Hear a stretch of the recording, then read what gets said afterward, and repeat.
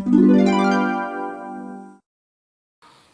عليكم، مرحبا بكم. اليوم معنا في شوات الاشهر. اليوم ان شاء الله غادي نقدم لكم واحد الفرماج او واحد الجبن اللي غادي يكون منزلي، غادي يكون طريقه صحيه وزوين بزاف وطريقه يعني سهله. حاجه واحده اخواتي، النصيحه نقدر نعطيها لكم هي انكم تتبعوا المقادير من الاول حتى الاخر. هنا كما تشوفوا عندي واحد كاسرونه، عندي نص لتر نتاع الحليب كامل الدسم. كما تشوفوا الحليب يكون كامل الدسم. عندي نص لتر نتاع الحليب،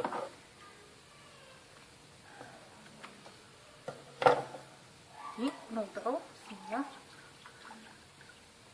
هكا هاد الكاسرونه، نوضعو كامل.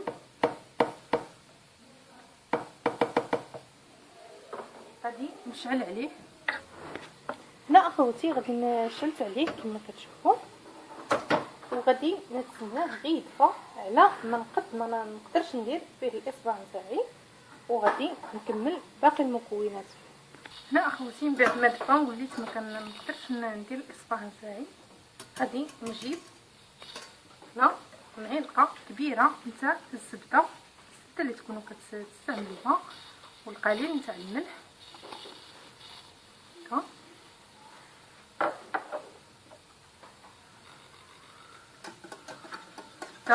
الزبده تذوب ليا مزيان.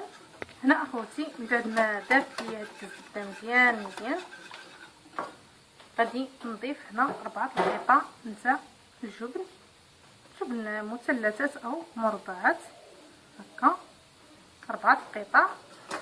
وغادي نحاول انني نخلطهم، ولكن الجبن كما كتعرفوا راه ما غاديش يتخلط ليا.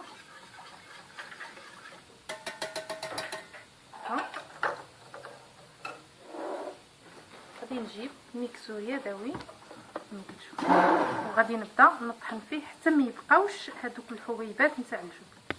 هنا اخواتي كما كتشوفوا طحنته مزيان، ولكن كتشوفوا هاد الكشكوشه هاد اللي دارها ما تحيروش يعني فيها بلي راه دار الكشكوشه.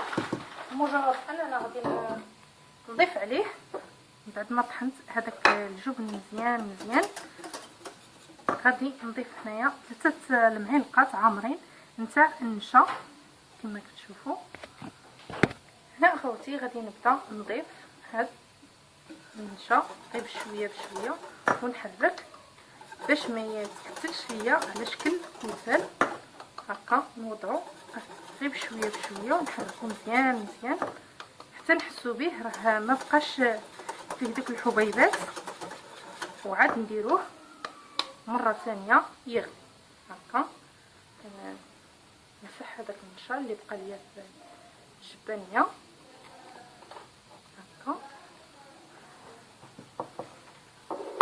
ونخلطوه مزيان. هنا اخوتي كما كتشوفوا غادي شلت عليه، وغادي نبدا نحرك، ما نحيدش يدي عليه ما تتحرك هكا. هاد المرحله يعني نحركو غير بشويه ولكن حدها نحسو به راه بدا كيغلي، عاد داك الساعه نحركو دغيا. هنا اخواتي كما كتشوفوا كيبدا درجه الغليان. هاد المرحله هذه كما قلت لكم ما كنحسوش عليه نهائيا يتحرك.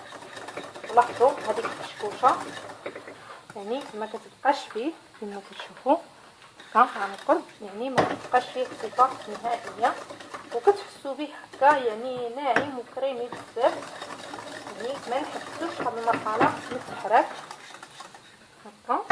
انا غادي نجيب واحد المعلقه هنا قصت عليه واحد العافيه مهيله، وغادي نستعمل واحد المعلقه كما كتشوفوا معلقه ونص نتاع الخل، ونبدا نخلط اي خل كان متواجد عندكم، من الاحسن الخل الابيض هكا كما كتشوفوا.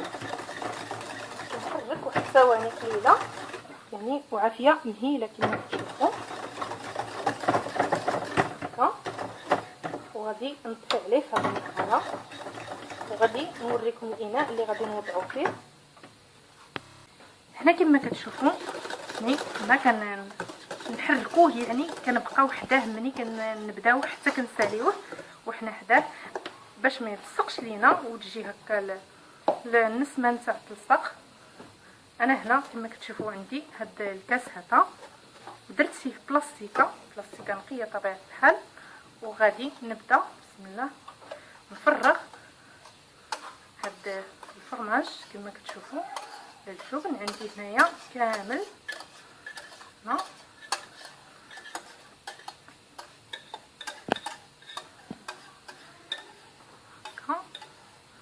غادي نمسح هذاك الخليط كله اللي في وسط هاد الكاسرونه ونوضعو في الاناء. هنا اخوتي كما كتشوفوا من بعد ما كنصايب الاناء هكا كنمسحو كامل.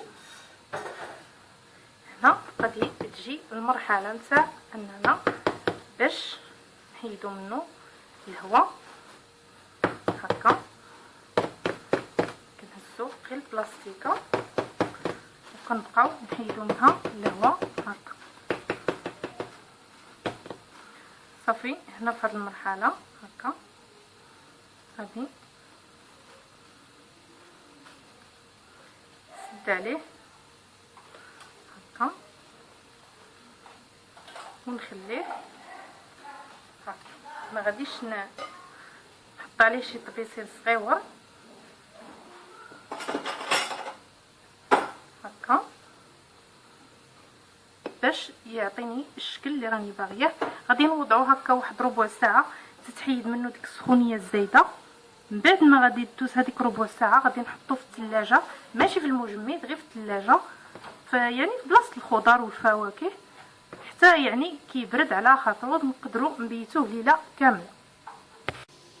هنا اخواتي كما كتشوفوا الجبن تاعنا من بعد ما يعني برد تماما، برد على خاطرو. انا نقول لكم شحال خليته نتاع الوقت، خليته 7 نتاع السوايع، 7 نتاع السوايع اللي خليته، يعني ساعه خليته غير على برا هكا محطوط، و6 سوايع خليته في الثلاجه بلاصه الفواكه كما كتشوفوا. براد اخواتي وكي يبقى كما كتشوفوا هاد الجبن هكا متماسك. دابا غادي نزولو هكا هنا كما كتشوفوا، وغادي نزولو من هاد البلاستيكه حتى هي غادي نقطعها من الجنب باش نحطو في الصحن. هنا اخواتي كما كتشوفوا حطيته في هذا الصحن، يعني كيبان لكم هكا راه كيتحرك، ولكن راه جاي فيه واحد القوام اللي زوين وزوين بزاف كما كتشوفوا هكا، يعني كيتقطع معنا بكل سهوله.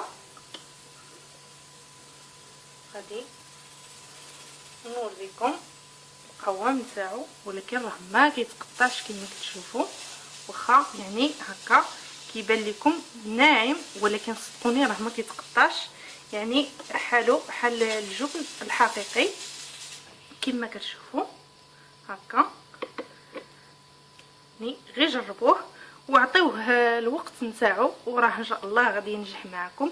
كنتمنى ان شاء الله الوصفه تنال الاعجاب ديالكم، وتكونوا تابعتوا معايا الطريقه من الاول حتى الاخر، وكنقدموا لكم بالصحه والراحه.